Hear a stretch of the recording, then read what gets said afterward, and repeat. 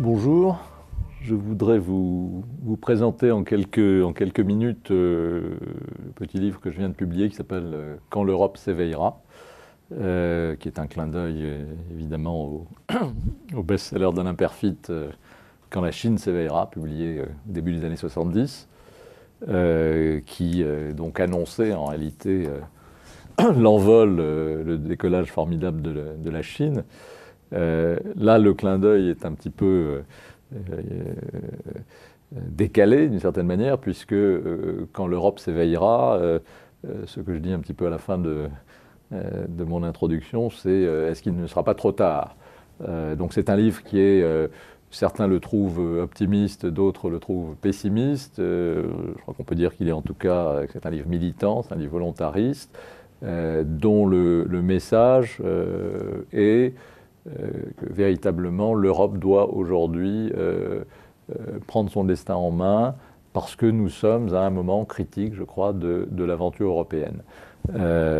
Pourquoi? Parce que l'Europe est confrontée à une double crise. Alors il y a la crise dont on parle tous les jours dans les journaux, qui est la crise de la zone euro, sur laquelle je vais revenir. Et puis il y a une autre crise qui est plus ancienne, qui est plus profonde, et qui est peut-être encore plus grave, qui est la crise du projet européen dans son ensemble, et qui pose la question de l'avenir du continent européen et de nos pays dans la mondialisation, dans le monde globalisé du XXIe siècle. Alors, la crise de la zone euro, c'est une crise de survie, puisqu'aujourd'hui, la monnaie unique, l'union économique et monétaire est en danger, avec l'endettement d'un certain nombre d'États périphériques. On a connu le sauvetage de la Grèce, celui d'Irlande, d'autres pays sont sur la sellette, le Portugal, l'Espagne, peut-être l'Italie, et puis de proche en proche, tout le système peut être fragilisé. Pour le moment, cette crise est contenue grâce à l'action de la Banque Centrale Européenne, à l'action des autres États membres, notamment la France et l'Allemagne.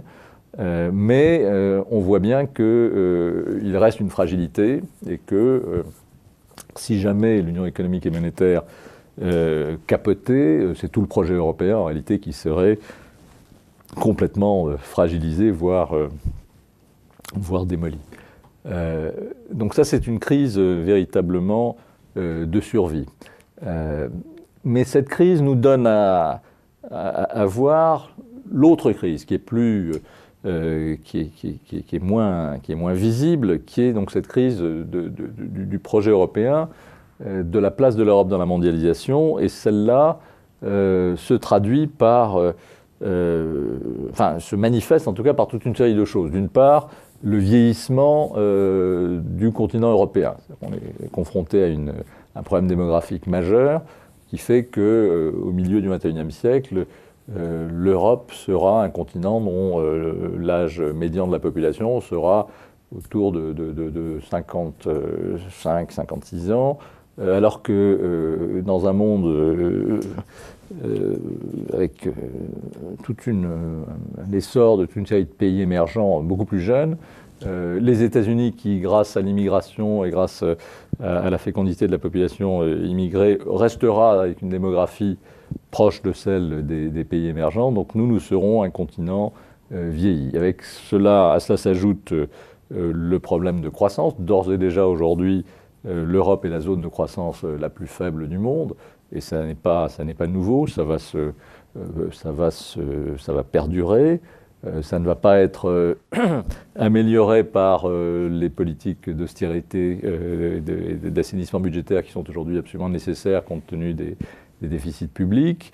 L'Europe est aussi un continent sans défense, puisque les budgets de défense qui déjà n'étaient pas très élevés sont en train d'être réduits encore. Et puis surtout, sur le plan politique, il y a une montée de l'euroscepticisme, il y a un essoufflement de ce qu'on appelait l'esprit européen, l'esprit communautaire. On est de plus en plus dans des logiques de repli national, d'égoïsmes nationaux. Il y a une panne de leadership, aussi bien au niveau des institutions européennes que des grands États. Vous avez que les principaux États, le couple franco-allemand, qui est le moteur de la construction européenne, a beaucoup de difficultés à rester soudée, d'abord parce que les économies divergent, l'écart de compétitivité entre la France et l'Allemagne se creuse, les philosophies, les cultures économiques sont différentes, mais également certains États qui étaient des moteurs de la construction européenne, pensez à l'Italie ou aux Pays-Bas par exemple, sont dans une situation interne, la Belgique également, assez difficile. La Belgique est en train de se scinder, l'Italie de Berlusconi n'a plus de crédibilité internationale, donc les Pays-Bas sont en train de devenir nationalistes, populistes, etc. Donc là aussi, donc, un mal européen qui est assez préoccupant. Alors, ce que je pense, c'est que la crise de la zone euro nous offre une fenêtre d'opportunité, c'est-à-dire qu'on voit bien aujourd'hui qu'il n'y a de survie que par davantage d'intégration, davantage de solidarité et davantage de, disons le mot, de fédéralisme. On voit bien ce qui est en train de se passer avec la mise en place du Fonds de stabilité européen, donc qui a connu un très grand succès lorsqu'il vient de lancer un emprunt. Donc c'est un fonds qui va aider les pays en difficulté à se refinancer. Il y a des mécanismes de coordination budgétaire beaucoup plus étroites qui sont en train d'être organisés. Donc on va dans un sens, on voit bien que pour que l'Union économique et monétaire puisse survivre, nous devons aller vers davantage d'intégration, davantage de coordination économique entre les États membres. L'Europe a également vu à plusieurs reprises récemment qu'elle est en train d'être marginalisée dans un monde qui change à très grande vitesse. Ce qu'on appelle le monde multipolaire est en train de naître devant nous avec un basculement de la puissance économique vers l'Asie, vers les pays du Sud, vers les pays émergents, et un déclin relatif de l'Occident, des États-Unis et de l'Europe, mais surtout de l'Europe, je dirais. Et dans ce nouveau monde, qui est un monde que je décrirais comme un monde de nations-continents, c'est-à-dire fait de grands ensembles continentaux, mais qui sont également des nations qui ont des histoires nationales très fortes, des identités nationales très fortes, alors que ce soit la Chine, l'Inde, donc ils font un retour sur le devant de la scène historique après l'avoir quitté depuis plusieurs siècles, les États-Unis, la Russie, le Brésil. C'est dans ce monde de nations-continents, avec une redistribution des pouvoirs, que l'Europe va devoir continuer à exister. Or, l'Europe n'est pas une nation, elle ne sera sans doute jamais une nation, c'est un continent avec des formes d'unification, mais il faut au moins qu'elle puisse ressembler à une grande puissance continentale. Donc il faut que l'Europe évolue vers une puissance continentale, au moins sur le plan économique. Et pour cela, la voie, ce que ça désigne, c'est simplement de devenir quelque chose comme une fédération. Alors ce qu'il faut bien voir, c'est que ces mots que je prononce depuis le début de cette conférence, fédéralisme, intégration, sont des mots qui sont devenus tabous depuis une vingtaine d'années, depuis en gros le référendum sur Maastricht qui a tétanisé les dirigeants politiques nationaux, qui ont repris le contrôle de la construction européenne, affaibli volontairement les institutions européennes et sont allés dans le sens plutôt d'une coopération intergouvernementale, une coordination, mais plus du tout dans un sens fédéraliste. Or, ce qu'on constate aujourd'hui, c'est que le seul moyen de compter dans la mondialisation, c'est finalement de s'unir. L'union fait la force, et on voit bien que les seuls domaines dans lesquels l'Europe a un certain poids dans la mondialisation, ce sont des domaines, il y en a trois, c'est le marché unique, et notamment la politique de la concurrence, où la Commission européenne a de vrais pouvoirs sur les entreprises, sur les fusions, les acquisitions. C'est la monnaie, avec le rôle de la Banque Centrale Européenne. L'euro est une des grandes monnaies internationales. La Banque Centrale Européenne parle d'égal à égal avec la Réserve fédérale américaine ou d'autres grandes banques centrales. Et c'est le commerce international, où là aussi l'Europe a des pouvoirs véritablement pour négocier avec les grands autres ensembles continentaux. Trois domaines qui sont des domaines fédéralisés. Et donc c'est dans cette voie-là qu'il faut aller dans d'autres domaines pour que l'Europe puisse conserver sa place dans la mondialisation. Donc je crois qu'on est à un moment charnière, je crois qu'on est aujourd'hui à un moment opportun pour relancer ce débat sur le fédéralisme, qui n'est plus une question interne de savoir comment doivent être répartis les pouvoirs entre les États membres et le niveau européen. Je crois qu'aujourd'hui c'est la mondialisation, c'est l'avènement de ce monde multipolaire qui va être dominé par l'Asie d'un côté et les États-Unis de l'autre, avec d'autres grands ensembles. C'est ce débat, c'est cette évolution-là qui nous oblige à relancer le débat sur le fédéralisme. Et la crise de l'euro est un levier qui permet de reposer ce débat aujourd'hui.